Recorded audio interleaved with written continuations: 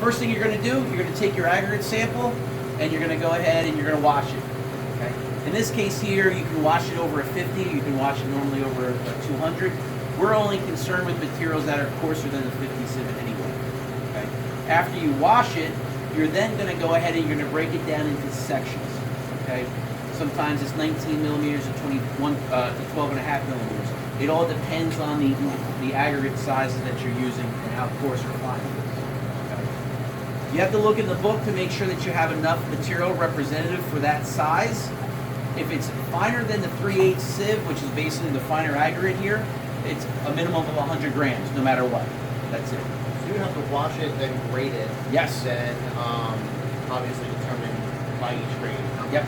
And the reason to wash it is you're just getting the fines off. Yeah. So you're basically cleaning it. Okay. You don't really care so much. Now you could, but you don't necessarily care about what percent is passing the 200 on your aggregate source. If it's a 3/8 inch stone, 57 stone, you're then going to go ahead and you're going to break it out. Okay. And the weights, the minimum weights are dependent on the sections. Okay. So it's like you have a certain weight. I want to say between the 37.5 to 19 millimeters, like 6,000 grams. Okay. And then again, I don't know it off the top of my head, but that's what the spec book is for. There's a table in there, and you won't be expected to memorize it either. Okay. So you're going to break those out individually. You're going to put them in sample containers. Now, sample container has to allow the solution, or has to allow the aggregate to allow the solution to go above it and below it, with a minimum of a 1/2 inch cover over top of it. So for fine aggregate, you're basically going to have something that has a sieve size opening no greater than the number 50 sieve.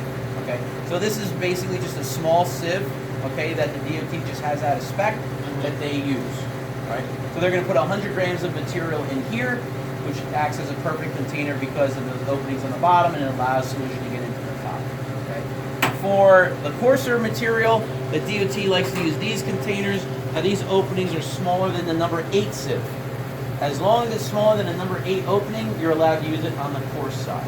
Okay. Even if it's not uniform across the bottom. As long as you can prove that these openings are smaller than a number 8, you're allowed to use it. Now they're going to argue that that is somewhat uniform, that left or right, and it allows solution to go from the bottom up. The state also, which is also a good idea, uses this cage that they're going to sit all the materials in, so they can have a couple of different sections of material, and they can go ahead and dump it in. So that cage also allows a little bit of space underneath for solution to come up and into. Okay? So you can put your materials in those sample containers, and again, the weight is dependent on the size of the material that you're using. The smaller the aggregate size, the less material. The larger the aggregate size, the more material. The other thing you have to remember is if it's a 19 millimeter or greater, you also have to count the number of pieces. So if you're doing, again, 37.5 to 19 millimeter, you need approximately, again, I'm guessing, I can't remember off the top of my head, I think it's around 6,000 grams. You also have to count the number of stones. It might be 40, 50. Now, before you go ahead and you use the bath, you have to make sure you stir it, and you have to check it for its specific gravity.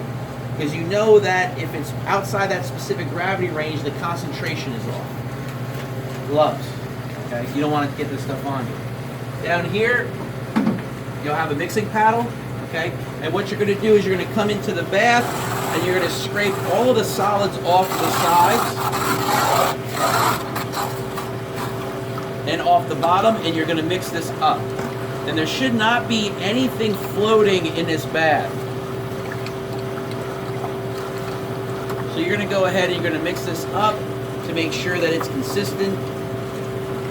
You're going to make sure that you don't have anything solid floating, and you want to get the salt crystals as best as you can off the sides. Okay?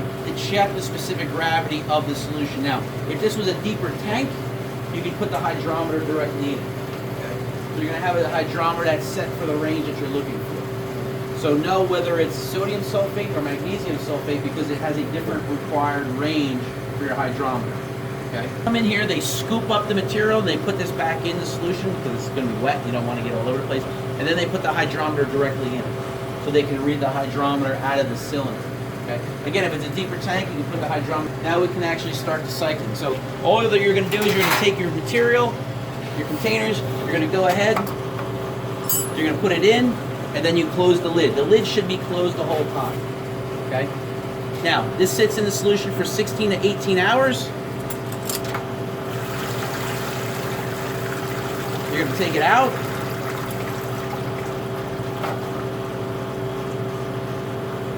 And then you're going to go ahead and you're going to allow it to air dry for 15 minutes plus or minus 5. Okay? So that's going to sit right like that. They like to put it a little bit of an angle so it helps it kind of drain down. But you're going to allow that to drain for 15 minutes plus or minus 5 minutes. After that time is up, you then go put it in the oven to oven dry. Okay? With drying it to constant mass with a minimum of 2 hours in the oven.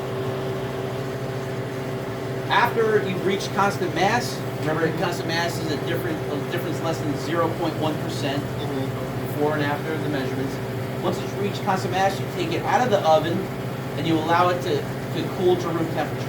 So it's at least 2 hours. Now, after that time period, after you've dried it to constant mass, it has to cool to room temperature, because if you put it back in the bath, it can change the temperature of the bath, which will change everything in there, how the salt crystals are forming, etc., etc. So you have to allow that to cool to room temperature. Once that's cooled to room temperature, that cycle is done. That's one. Then you have to do it all over again.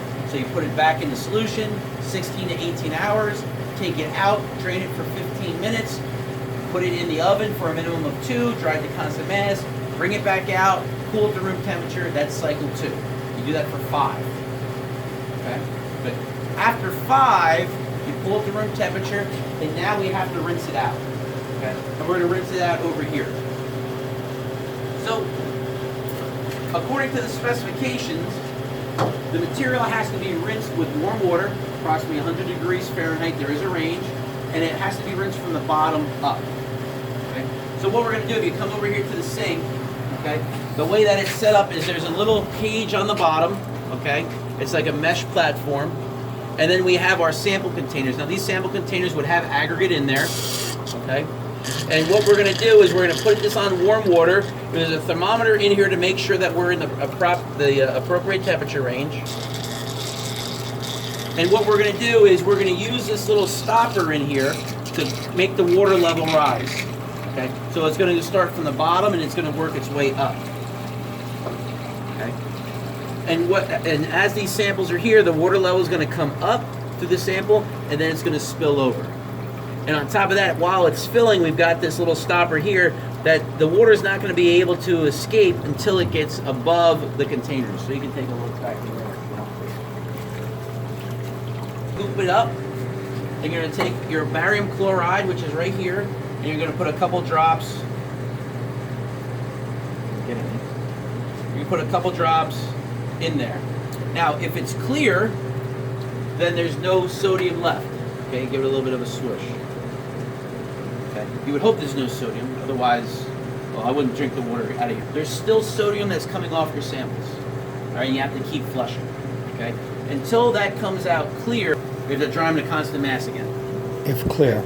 So now this goes back into the oven and I dry it back to constant mass. Okay. Once it's reached constant mass, I'm going to sieve those materials all over again. Now, if it's a fine aggregate, it's sieved over the same exact sieve that it was retained on when I was prepping the sample. And I have to multiply it by the percentage of that material that makes up my gradation. So if I have, for example, 10% of my gradation falls between 30